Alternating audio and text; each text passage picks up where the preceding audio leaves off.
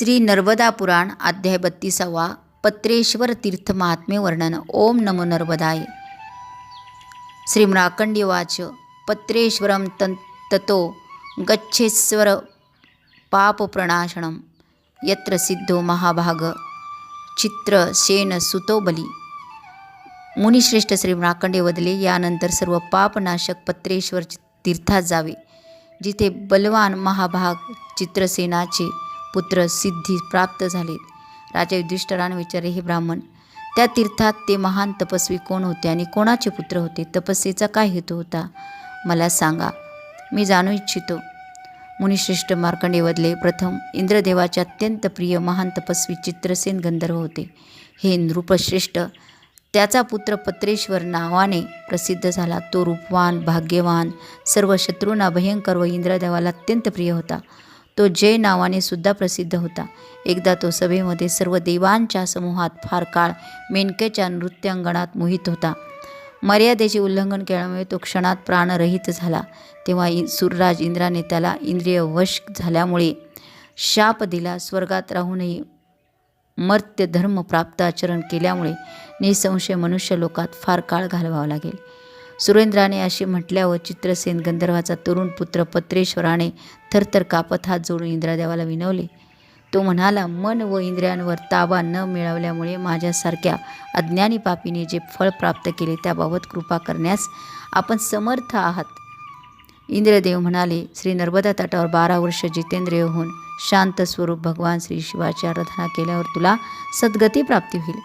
सत्य व अंतर्बाह्य शुद्धी तत्पर धर्मशील इंद्रियांनाच हे इंद्रलोक आहे, पापींना नाही, असा शास्त्र निश्चय आहे।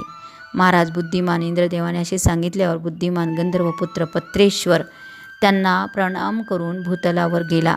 श्री नर्मदाच्या निर्मळ जलात ब्रह्मवर्त तीर्थाजवळ विधिपूर्वक पूजा करून वायू, जल, फळे, फुले, पाने, मुळे आणि विशेषतः लाल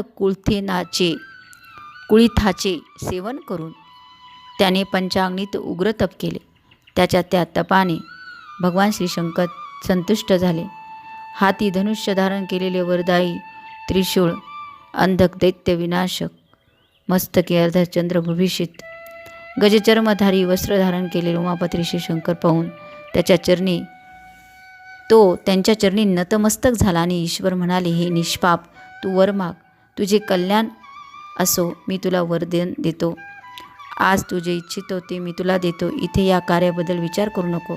तेव्हा पत्रेश्वर म्हणाला, हे देवादिदेव, जर आपण संतुष्ट आहात व वर देऊन इच्छिता तर हे प्रभू, इथे या तीर्थात आपण माझ्या नावाने निवास करा।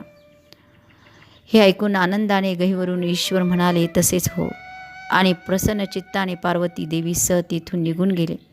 ईश्वर तिथून निघून गेल्यावर त्यांनी सुद्धा त्या तीर्थात स्नान करून जप जाप्य विधीने शुद्ध होऊन पुन्हा पितृ देवतांचे तर्पण करून शास्त्रानुसार तिथे शिवाची स्थापना केली।